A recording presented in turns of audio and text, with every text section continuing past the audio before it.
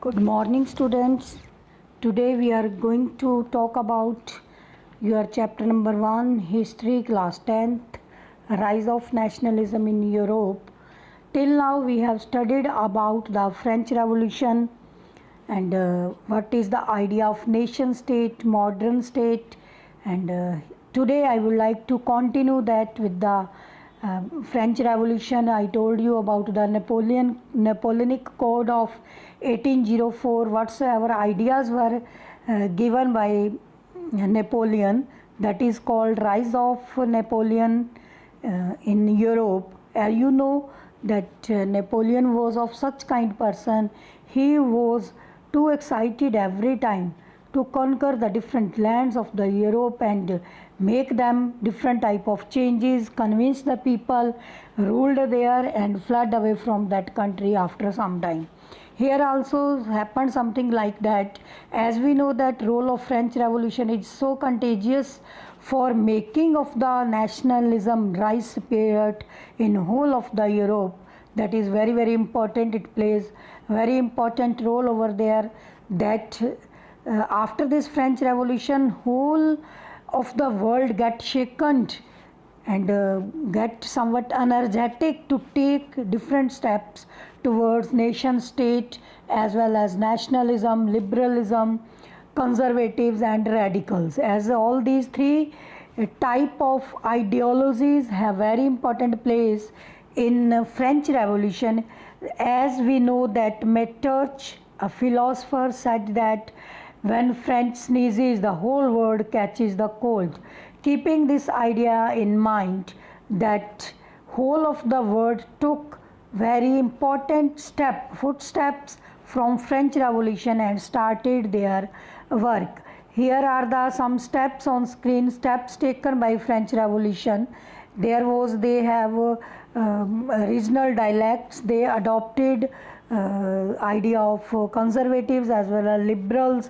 Some of them were radicals also. New hymns were composed and oaths were taken in the name of nation. French Revolution became very common among the common people and French language was adopted by them. The idea of la patrie mean to say fatherland, that is citoyen. Citoyen mean to say, there in French it was used for the citizen after the abolition of slavery in French, and French now they started living as a common family instead of aristocratics and others. There was formation of National Assembly, and in spite of this estate generals and others, now French has adopted its democratic ideas. And next I would like to tell about the unification of Italy. When we talk about unification of Italy and Germany, we know that both the countries were somewhat different.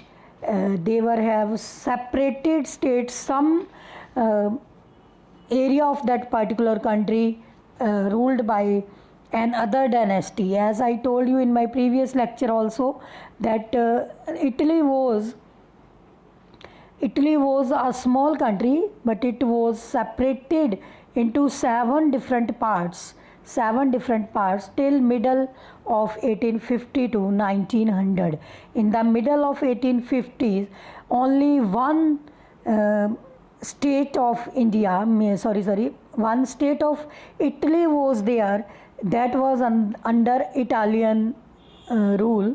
Rest all the Italy was under the different type of rulers, dynasties. I would like to tell you about the Habsburg Empire, shown on screen also. Austria-Hungary, that was the northeastern region. It come under the category of Habsburg.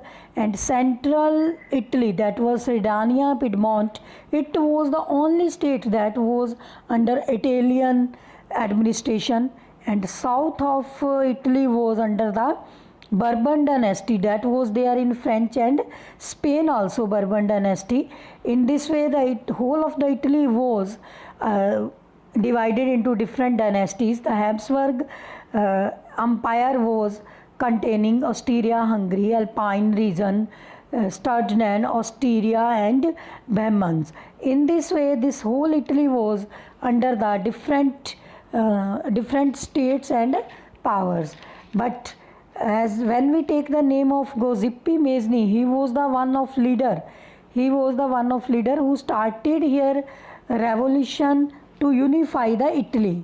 When he put together his all the efforts to unify Italy, he formed different type of secret society. You know that for the convincing, for the people to bring on one platform for the democratic either ideas or any type of republican ideas, Giuseppe Mazzini was came first to took this step, but fortunately or unfortunately he was failed two times, one in 1831 and second time 1848.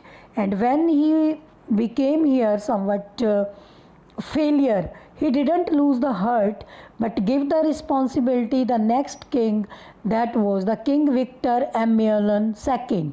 He was the ruler of that time, Sardinia, Piedmont, Sardinia, and he convinced his friend Cavour King. He was chief minister, one of the state over there in Italy.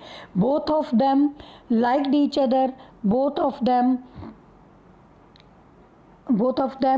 played very diplomatic role with their different tacts and defeated Austrian forces in 1859.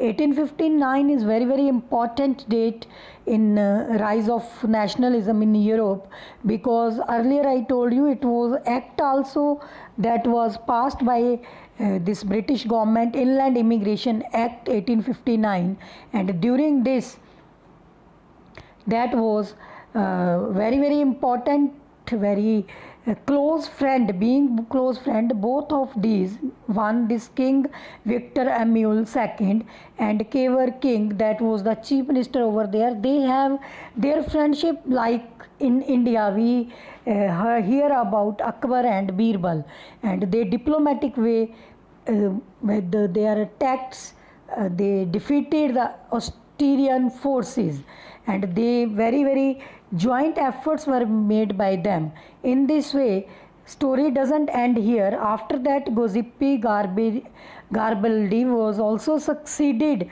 to some local territories. He captured some local territories because it was not so easy to unify unify Italy, because it was very diversified and different rulers were ruling over there. This Giuseppe Garibaldi that convinced the people, that is the foremost important society of the peasants. He convinced them, took them into it their own interest, and in this way all these Austrian forces, Hungary and Alpine region and Sardinia, Piedmont, it was forced out, it was forced to fled out, driven out from the Spanish area, and finally in 1861 Italy got unified.